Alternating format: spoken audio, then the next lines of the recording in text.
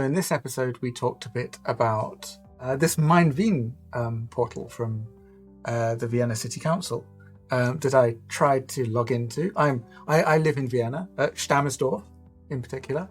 Great part of town. You know, go and visit it. Been driving that point cafe. home, it seems. And so for research purposes for this podcast, I tried to log in, but it didn't work. The Vienna City Council, and they're using value-based engineering to implement their digital strategy in a more ethical way. That hopefully means I should be able to log into their portal one day.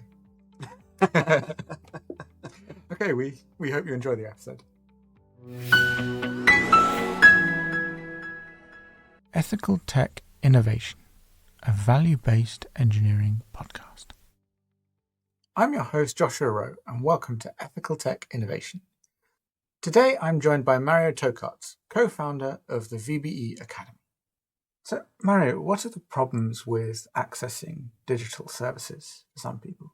The City of Vienna has announced that they will be using VBE as a part of their Digital Agenda 2030, and there has already been a first project at the City of Vienna in 2024, where it's being used to assess the citizen platform of Vienna, so the platform that you can use to access citizen services, which is called My Vienna, or in German Mein Wien. It has been actually renewed, and the idea there is that they want to build a central platform that you can actually use to access all the services that the city government might be offering to you, right? So that's the idea of this platform, Mein Wien. Yeah, there's the wish to basically improve the citizen services in the digital space, and it's a very good question to ask, like, are there any specific ethical or social challenges, right? I often say social in connection with ethical because that's really what it's about, right? It's not so much about philosophy in a sense of deliberating about what's good or bad. It's really about, like, how can you build something that basically works for everybody who lives in the city or who needs to use that platform, right? So I think that's how you should think about it. And what are the risks to different people using such a platform? So that's interesting. So does this mean, for example, I moved recently to Stammersdorf. I'll just get a shout out to Stammersdorf in there because I want it to gentrify.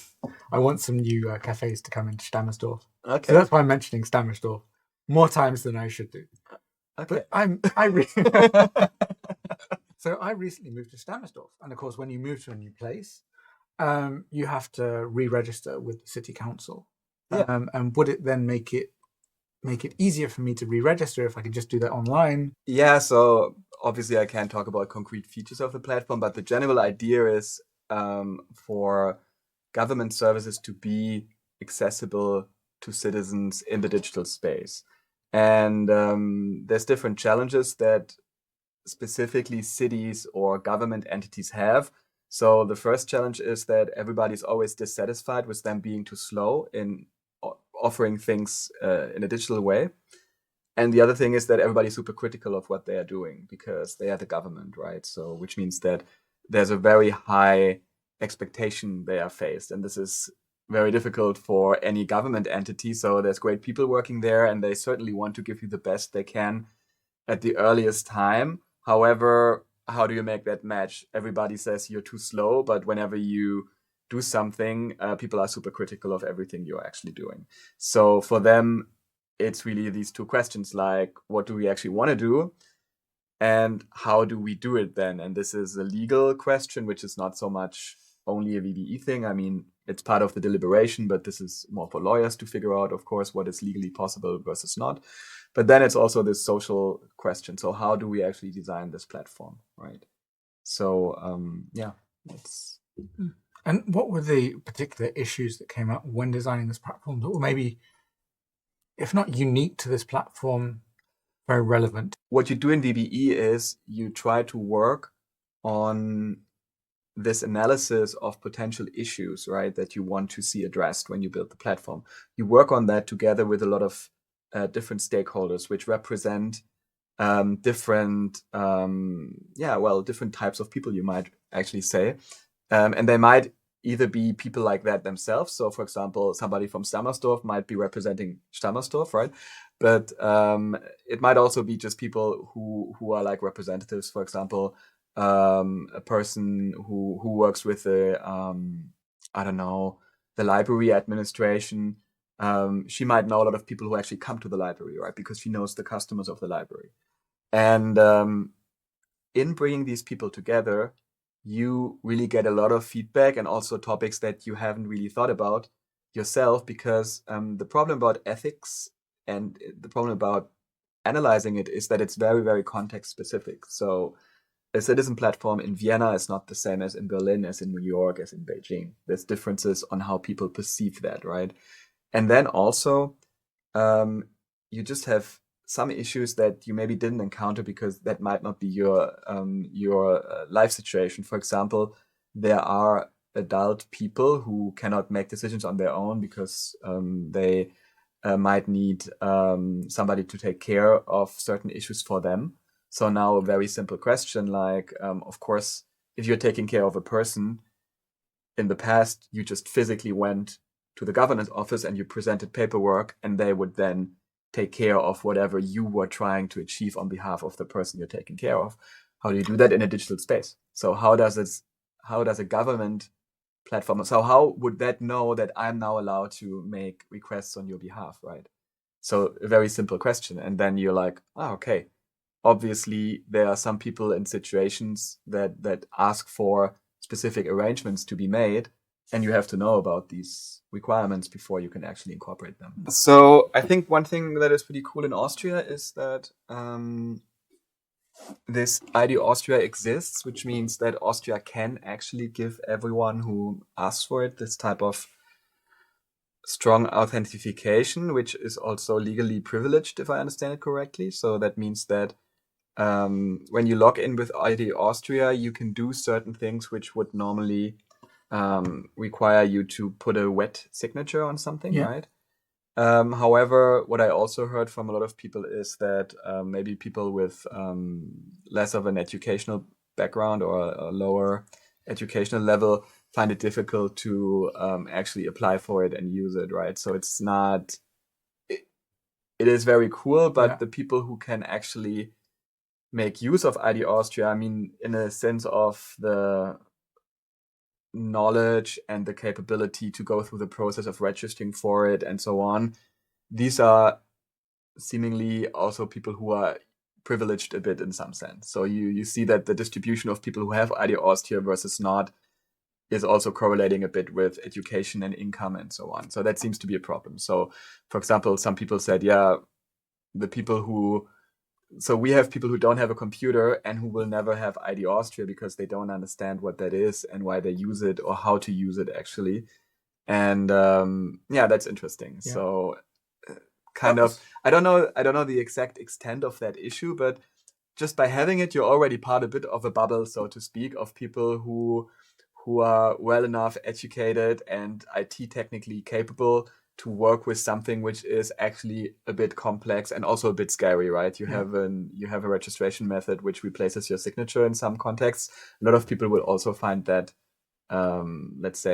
concerning, so they might opt not to have it, right? I mean, it's also difficult because I remember when I first moved to Austria, a lot of things required this signature to otherwise. So I remember I needed to get a mobile phone, a SIM card in Austria. And so I picked up a SIM card and I thought, okay, now I can register it. And they wouldn't allow me to register it by, if I needed to register online, I needed a signature. So I needed the ID Austria. But I couldn't get the ID Austria until I had an Austrian phone number. It's funny. So I was in this circle, and the SIM card I bought, they wouldn't, I think they had an online chat. They said, we can't verify you via chat. So I couldn't actually do anything with the SIM card because they wouldn't allow me to activate it. How did you solve it? You had to go somewhere in person, or? I had to. So it was from a supermarket. I won't name the supermarket. And I went to the supermarket. They said, we can register at the supermarket. But the problem is that the person at the checkout doing 100 other things said, oh, no, sorry, we don't deal with that.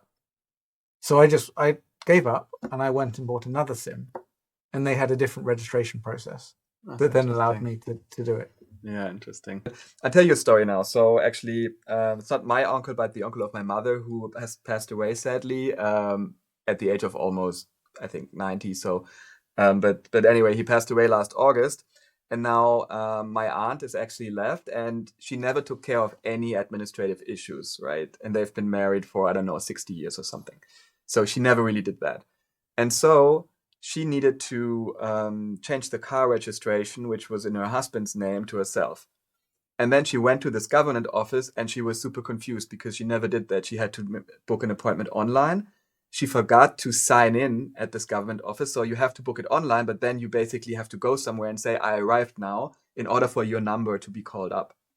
So she sits there because she booked the appointment and her number never appears. And then at some point she told me, somebody comes and says, you're still sitting here, we're actually closing. What are you, why did you come? Can we help you? And then they actually got someone to help her, even though she basically, she would have been out of luck on let's say she didn't follow the rules or the due process. And some person came and that person helped her, right? The story goes on to actually her not bringing the right paperwork and the agent saying she can come back the next day and she doesn't have to wait, but she can come directly to his desk and he's going to help her. But all these things, even though maybe stuff in person can be sometimes annoying, but all of this is not possible in a digital space, right? So if you don't use the system right, it's not going to come over to you and ask you if you had any problem, right? If you don't bring the right paperwork or you don't have it, it's not going to say, come tomorrow and I'm going to help you to get it done.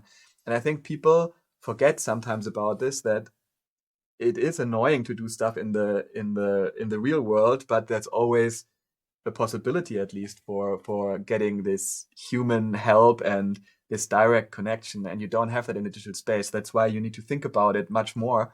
Like, how do you design it so that it actually works also for the weakest in the society, right? And not only for those people who are kind of busy and don't have time and who know how to use technology. I think this is not really the group with the most risk from digital citizen services, right? It's more like the elderly or people who can't take care of themselves.